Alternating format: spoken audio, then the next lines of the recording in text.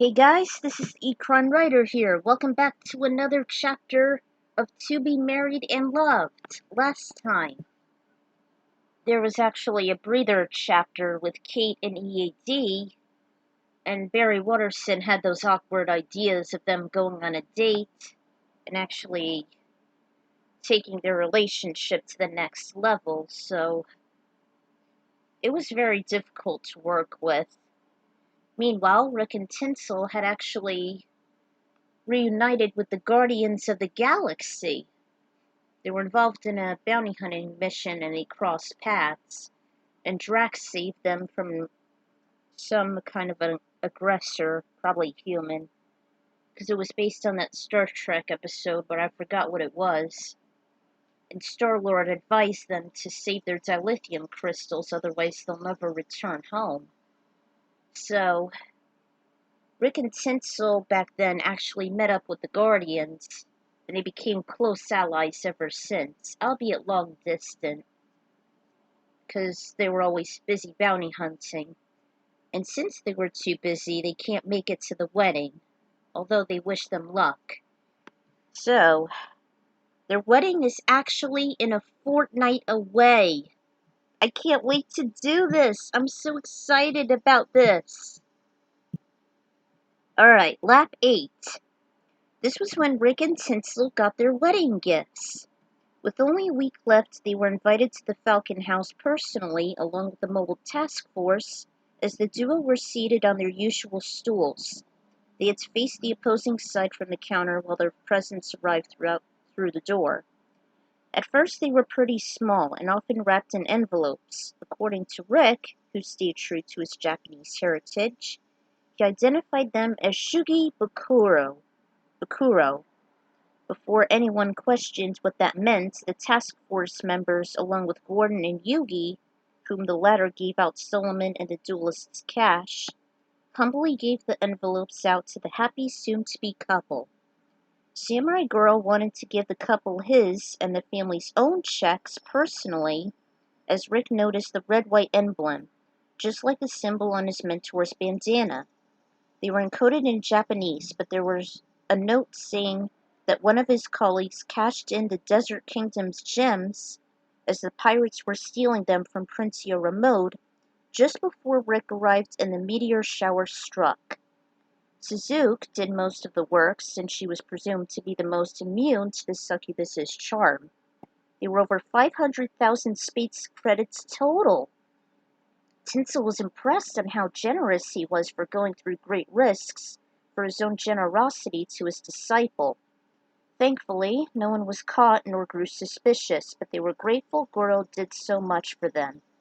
She was starting to think of Goro as a sort of anti-hero, no longer worried he and his gang could pull some cheap tricks. Well, only him and his ninja sidekick Suzuki, anyway. That was the only member of his bandit group that I actually like, aside from Degoro. Suzuki is the only one I like. Rick had finally saw what was delivered by Bert's personal tailor, who was the same person that designed Bert's own tux. Andy himself was saving it for the night before the wedding so he could surprise the special couple, but he didn't want to wait that long. Through the thick plasticing hanging on a wide hanger from a tall pole, Rick examined the dark cerulean suit. It was exactly what he wanted. His suit was a phenomenal medium size, unlike Bert's tux, it too had a white underling to it. Or I should say underlining. The tie was also in dark cerulean, only had very thin stripes accompanying the shade. He also had a pair of black shiny 7-foot shoes, and his pants was the same color as the top piece. For Tinsel's wedding gown, it was just as she wanted from the small bank she paid several months prior. In fact, it was borrowed as a guide for the professional tailor. She felt as giddy as a kid on Christmas when she saw the silvery medium-sized dress with a delicate neck piece, as well as turquoise comets descending on the flowing gown. She too had a pair of 6.5 shoes that sparkled as much as seltzer. Bert offered the pair to have their fancy dandy outfits as long as they be protected by the plastic and left on the hangers until the night before their wedding. which was a good chance to try them out. The main gift, of course, was money, about 5,000 space credits each, tucked in a shugi bakoro, which had gold and silver strings that were impossible to unknot, even with the most coordinated fingers. EAD and Gazelle didn't want to untie them. The other gifts were given in ornate rice paper envelopes. In total, both the fiancés received almost 3/4 of 1,000,000 space credits total, which they presumed it was enough to pay the mortgage for Falcon's fortress twice, just in time to pay their dues before they make their official living quarters. After that, they headed to Port Town to pay the fortress's hefty price electronically as the envelopes were being sent and the counter reached 0 space credits. It was all paid, and they still had several 100,000 credits to spare. They also noticed that there was a group of large elaborate drums with exotic engravings. Tinsel stormed over to them in awe. "Hey! Aren't those the same drums we saw since our first night in Giant?" "Yeah, that's right, Tinsel. Hey, there's 2 packages here." He lifted them up, wrapped in ornate paper and thin rope, and there was a note in which the elder received word of the merry occasion. It was a surprise since they hadn't remained in touch with him for over a year, since his people detest technology. Well, it's a more primitive part of Giant, aside from Baba. He gave one to Tinsel and they began to unwrap them. Hers revealed a silky black dress decorated. Well, actually, this is an outfit that symbolizes the black tortoise. And for Rick, it was the Ryu Suzaku, also known as the vermilion bird, with traits of the dragon, of course, the dragon bird. And Tinsel is the Genbu, which represents the black tortoise and dark warrior. So, you can find those images on DeviantArt. Wow, this is great. Can't believe it's from Planet Giant. I guess it's so authentic. I guess because it's so authentic and organic. She really loved this sensation. And then there was Rick's attire. So, this is amazing. But how would the elder know about us being married? Picked up the letter again. According to this, he apologized it arrived so late as he was learning of the 4 elementals, in which their outfits represented half of them, as I said before. Tinsel was astonished Rick's machine was based on the Guardian of Summer, and she seemed to be the personification of the Guardian of Winter, as with him with his. No wonder, since her birthday was at the end of January and Rick's was the 28th of July. He's fiery while she gets cold-hearted, and his flames melt the ice, while her meekness quells the flames. She's more introverted, while Rick's an extrovert. The opposites were staggering, and the outfits symbolized this. Even though Giant was known to house the 4 materia deities, they were impressed. They also knew of the 4 seasonal guardians from Chinese mythology on Earth. They wondered if maybe one of Goro's associates knew of this and possibly passed it on. While Rick offered to try on his enticing outfit as Tinsel followed suit, their eyes grew wide. They felt their last remark was justified since there was a large Tycho just outside the garage. It was smack dab next to the door. They probably didn't notice since its colossal size blended in with the dark corner.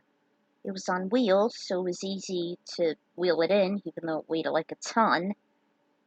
Heck, to add more convenience, there was a golden gong at the side. Girls certainly did drop it off here. This could be perfect to help themselves meditate or... Just then, as Tinsel was looking over it, Rick took the long decorative wand attached to the left side and tested it out. She watched, and it put her in a state of entice. She then offered to hit it a few times as he went to change into his tribal attire. She immediately did the same before he emerged. Their wonder just overwhelmed themselves as they gazed at each other silently. Then, after a pregnant pause, Tinsel went and hit on the side of the giant drums using her hands in a steady rhythm. One she said she mimicked from an Indian ceremony she saw while she was a kid on television. Rick added to her slow beats, and soon something odd happened, as if they felt numb, just like that night at Giant during the young Captain Falcon's 51st mission. At times, she stopped and began to squirm low to the ground and rise slowly while Rick continued to encourage her to dance for him. His beats became harder as a sign for her to keep moving. They both still had this desire, just as before. This feeling. Then he tapped the gong attached to the taiko's side, which let out a deep tone, and he motioned her to come forward. She slowly walked toward him as he did. Then they embraced each other in their warm bodies. Next they kissed passionately and slowly, their mouths watering, their hearts and pulses racing. The drums seemed to have made them swoon, and slowly they trawled to the opaque bedroom. With only a week to go, they caved into their urges.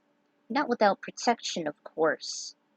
Before they knew it, it was finally Rick and Tinsel's big day at last! It came just as fast as the full-power booster fire the Dragonbird EX once executed. At the Falcon House, Rick was seated at one of the stools while Lucy was applying his final touches of his cerulean suit, including adjusting his white collar and pinning the gold Falcon pin. He smiled as he looked into a small circular mirror, though it wasn't enough resolution to see his entire makeover. "How do I look?" "You look amazing, Rick," she replied with a grin. Lucy was wearing a headband with flowers that matched her white petite dress. "Finito!" she declared as she backed away. Her eyes gleaming, Rick rose and admired himself.